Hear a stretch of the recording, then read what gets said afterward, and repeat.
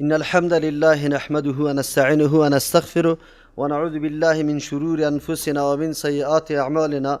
من يهده الله فلا مضل له ومن يضلل فلا هادي له، وأشهد أن لا إله إلا الله وحده لا شريك له، وأشهد أن محمدا عبده ورسوله.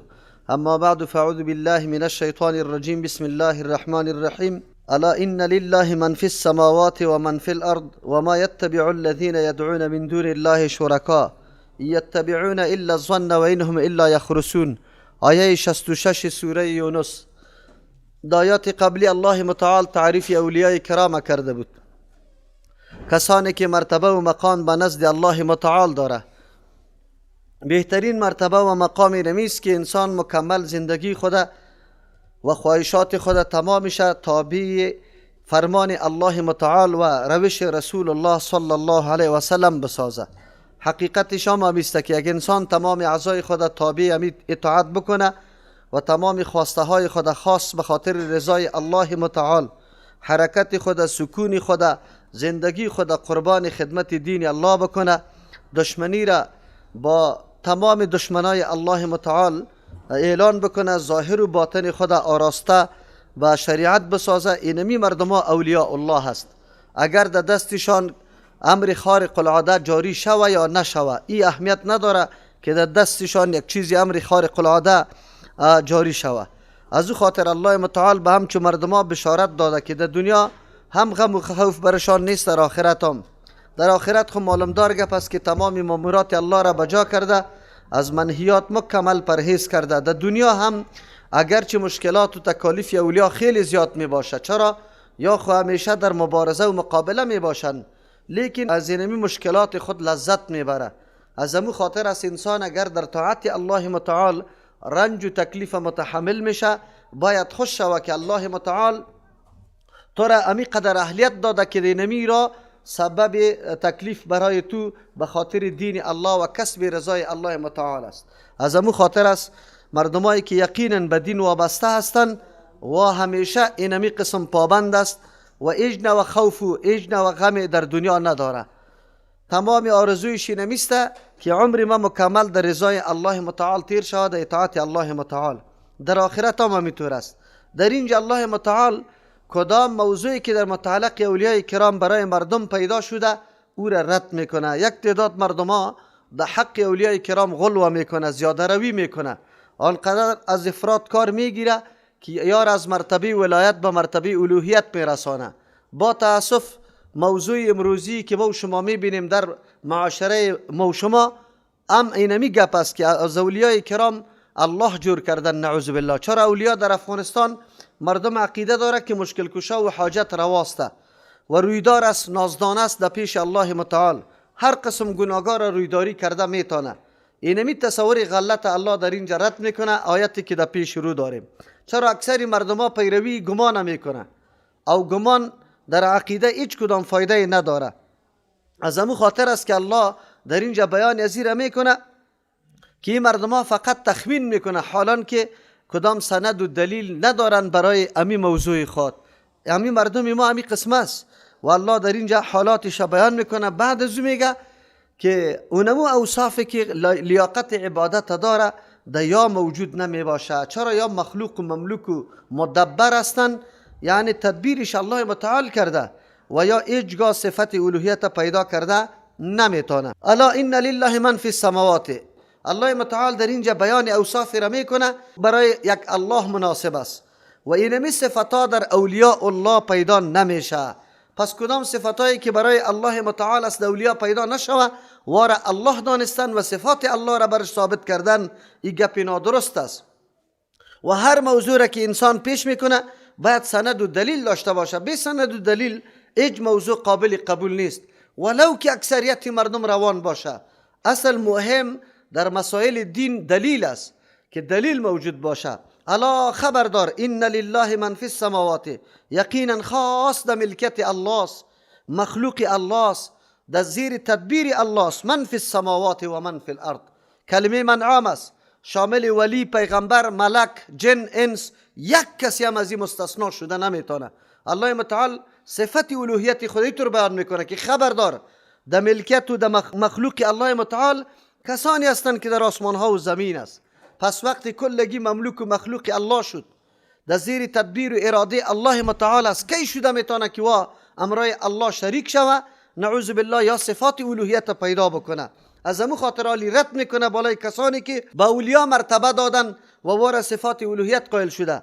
و ما یتبع الذین یدعون، دو توجیه است، تابعداری نمیکنه الذین، و کسانی که یدعون آواز میده در وقت مشکلات و حاجتهای خود، من دون الله، بغیر از الله، شرکا، به شریکاهای خود. تابعداری نمیکنه از اینمی شریکاها که به زعم و گمان خودشان شریک الله ساخته، از روی کدام دلیل؟ هیچ دلیل و سند نداره. خیر چی رقم تابعداری میکنه؟ یتبعون، یا تابعداری نمیکنه الا الظن، بجز از گمان. پس اینجا مفعول و ما یتبع الذین، مفعول به از این محذوف است. و ما یتبع الذین یدعون من دون الله شرکاء، دلیلا معتبرا، یک دلیل معتبر این مردم که غیر از الله متعال شریک جور کرده به عقیده خود و در وقت حاجت و مشکلات خود برش آواز میده، تابعداری نمیکنه از روی دلیل، بلکه چی میکنه؟ یتبعون الا الظن، یا تابعداری نمیکنه مگر از گمان. او گمانی که یک نوع اعتبار نداره. دو قسم گمان داریم، یکی گمانی که مستند شرعی داره، سند شرعی داره، و یکی گمانی که سند شرعی نداره. و اینهم الا یخرسون، نیستن یا مگر تخمین کننده است. با زعم و گمان خود تخمین میکنه، مثل که آلی مردم ما میگه فلانی شخص خیلی زوردار است، گپ یزیر نگو که زورش به من معلوم است. این گپا را مردم گمانی میزنه، یک نوع سند یا ندارن.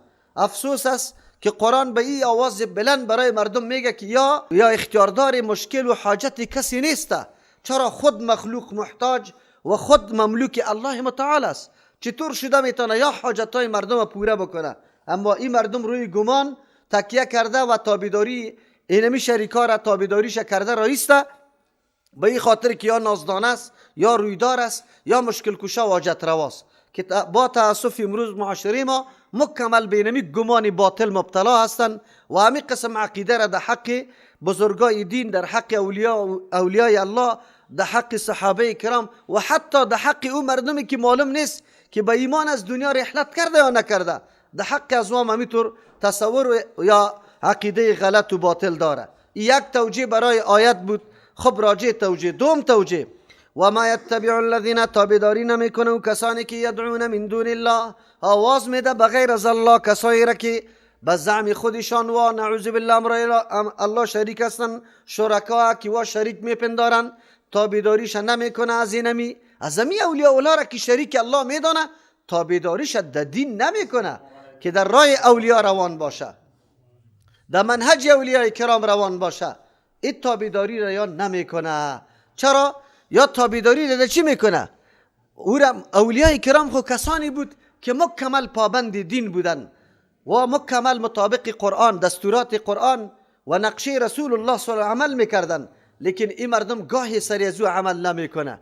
حالی ما او هم یک انسان بود، تو هم یک انسان هستی. زمانی که او قرب منزلت پیش الله متعال کمایی میکنه توسط عمل خود، توسط محنت خود، اجتهاد خود، مبارزه با تمام دشمن و نفس و همه گپای دین الله، تو هم همی کار همی شیوه را پیش بگی و اینمی قسم تو هم مبارزه را شروع کو تا که مقام و منزلت نزدیک به الله پیدا بکنی. اما این مردم تابعداری از او را نمیکنه و پابند دین میباشه. اولیاء کرام تمام خواسته های خود قربان دین میکنه، این مردم اوطور نمیکنه. پس معلوم شد که یا در حقیقت پیروان از وا حقیقتا نیست، بلکه و پیروان امو خواهشات نفسانی است. امروز هم همینطور است. یک تعداد مردم زمانی که ادعا میکنه که ما پیرو فلان امام هستیم، اما باز میبینی که در صدها مسائل خلاف امام است، هیچگاه نعوذ بالله از او امام پیروی نمیکنه. در حقیقت شما ببینید در موضوع میلاد یا یک موضوع از امام ابو حنیفه و شاگردایش رحمت الله علیهم نداره، حتی در مذهب خود از عالم معتبر کدام سند نداره. باز میبینی که اقوال مذاهب دیگر را پیش کرده رایسته. امام سیوطی صاحب اینطور گفته، ابن حجر رحمه الله اینطور گفته، ابن جوزی رحمه الله اینطور گفته. باز اینجا یا نه در غم مذهب است، نه در غم ازیست که در مذهب ما هست یا نه، بلکه چیزی که مطابق خواست است اونجا باز دلیل از دیگه جای دلیل هم نیست، قول یک عالم پیش کرده رایسته در حالی که در مسلکشان هم نیست، اما دیگه وقتا تو را از دایره اسلام بیرون میکنه، میگه تو از مذهب برآمدی، کافر شدی.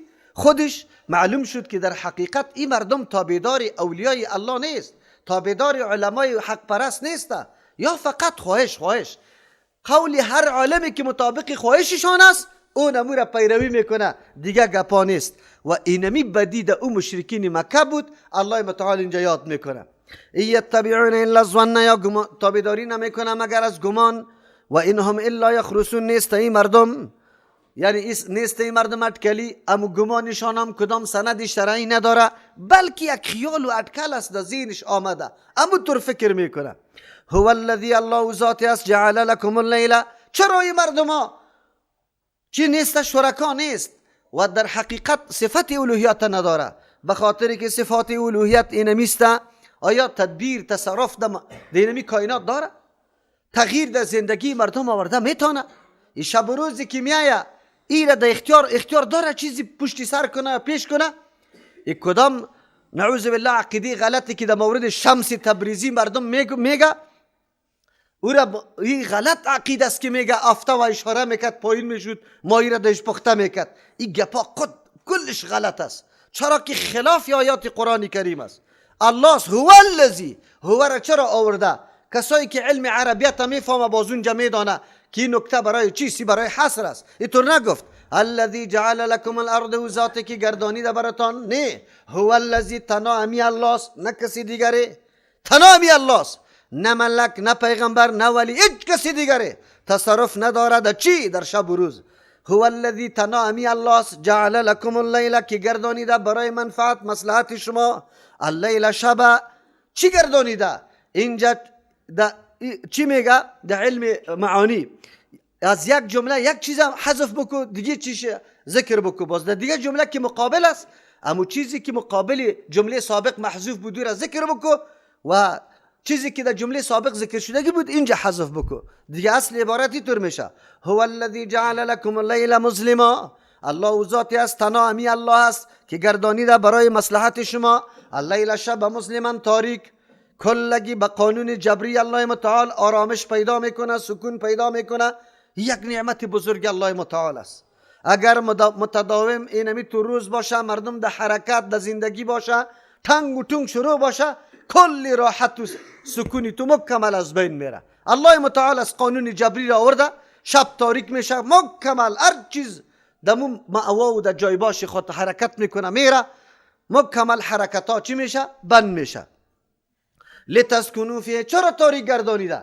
لتسکنو، که شما آرام بگیرید، اطمینان حاصل کنید، فیه، در اینمی شب، و النهار مبصرا، گردانیده روز مبصرا، چیست که در او دیدن میتانه مردم روشن گردانیده، که مردم در او دیدن میدانه، خود روش بصارت نمیده، خود روز روشنی داده و این روشنی باعث دیدن مردم شده. چرا اینطور گردانیده؟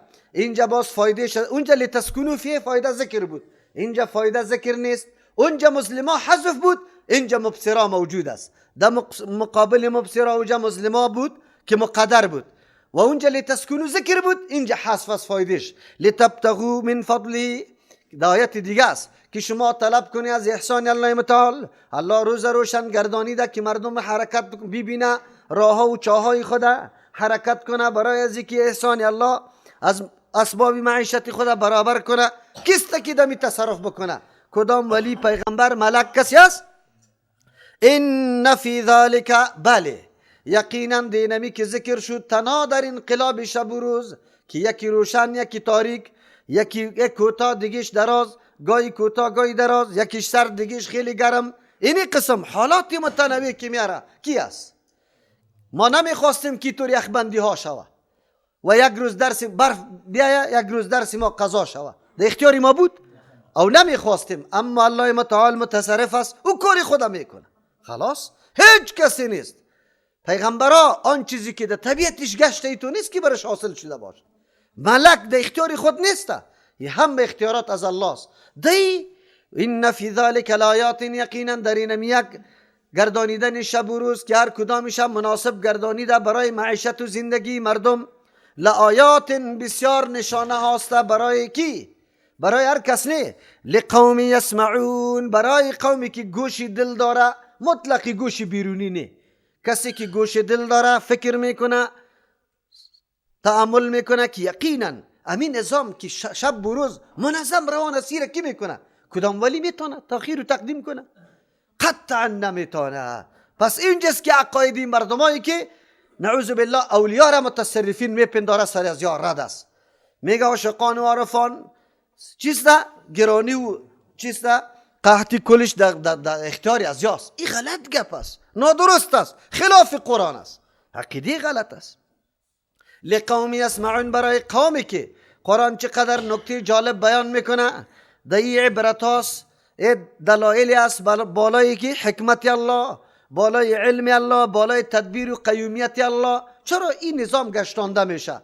چقدر حکیم ذات است، چقدر علیم ذات است، چه قسم بندوبستی زندگی مردم کرده که یک حصه را برای راحت و یک حصه را برای کار و روزگار تعیین کرده. خب برای کدام قوم؟ یسمعون که گوش میگیره، به گوش قلب، تنها گوشی سر نه، گوشی قلب. درس قرآن هم تاثیر سری کسی داره که به گوش قلب بشنوه، نه به گوشی سر. به گوش قلب میره میگه که آدم واقعا متوجه باشه. یک آدم خوب آرام است اما قطی خود چی کرده؟ پنسل گرفته چی کرده رایست؟ نه، این گوش قلب نداره. صحیح است آرام نشسته، اینطور در سر خو گوش گرفته اما قلبش گوش نداره. درس وقتی تاثیر پیدا میکنه که آدم خوب متوجه باشه. قال اتخذ الله ولدا، گفتن یا جور کده الله ولدا، جور کده الله خو ولد نداره. این مردم نسبت میده، گرفتن این مردم ها یا میگوین که گرفت الله متعال ولدن ولدا، سبحانه پاکیست برای الله از هر قسم اولاد. رد میکنه الله. مراد از اولاد ای اولاد حقیقی نیست که زن و مرد باشه و از او اولاد پیدا شده باشه. کسی این عقیده را نداره، نه نصارا نه یهود اینطوری عقیده را نداره که نعوذ بالله الله زن داره از او اولاد پیدا شده. مراد از ولد حکمی است اینجا، ولد حکمی. ولد حکمی چی را میگه؟ شباهت اولاد امرای پدر می باشه، در رنگ، در صفت، در گپا، در خوی، در خاصیت. ملکت پدر بچه میراث باقی میمانه، بچه هر نوع تصرف در ملکت پدر میکنه. نعوذ بالله. امی عقیده را نصارا یهود هم داشت، امروز مسلمان های امام داره. نصارا میگفت عیسی علیه السلام مشابه الله، ولد الله است. مراد از ولد حکمی بود. چی مانا؟ در ملکیت الله تصرف کده میتونه، مشابهت با الله داره. در چی؟ در زنده کردن، مرده کردن. اینی مشابهت پیدا کرده. یهود میگفتن عزیر علیه السلام در علم مشابهت با الله داره، چرا که تورات از هیچ کس حافظش نبود غیر از این عزیر. چیسته؟ عزیر علیه السلام. یکی میگفتن بله تصرفات در پیش ازیام است، میتونه در ملکیت الله تصرف کنه، الله برش چیزی نمیگه. مثل ولد دواره. مسلمان های امام امروز قائل به می ولدیت است، اینمی رقم ولدیت است.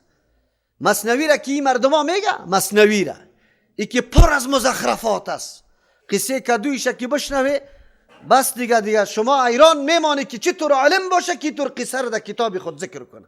خب افسوس است، مردم تباسته. ایره قرآن دو چی؟ فارسی میگه قرآن، این ترجمه قرآن است. قصه کدویش تو یک دفعه بشنو، تو عجیب عقل داری. اونجا چی میگه؟ قصه سنگ تراش است. نعوذ بالله. الله میگه که به این آدم من اولاد نمیدم، پس آن موسی علیه السلام برش میگه که بلی اولاد بر داده نمیشه. پس باز ولی خدا میره دیگه، ولی الله اونجا اولاد برش داده میشه. تکذیب الله میایه، تکذیب پیغمبر الله میایه، خیانت نعوذ بالله، غداری وعده الله هم نعوذ بالله میایه.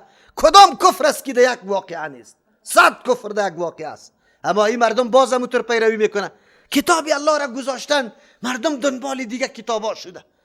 آنقدر رو را تعظیم میکنه، احترام میکنه. آخر کدام طرف میری و مردم؟ نکنی طور این نسبت ها را به اولیا نکنی، این اولاد الله ثابت نکنی. نعوذ بالله. نازدان است، رویدار است.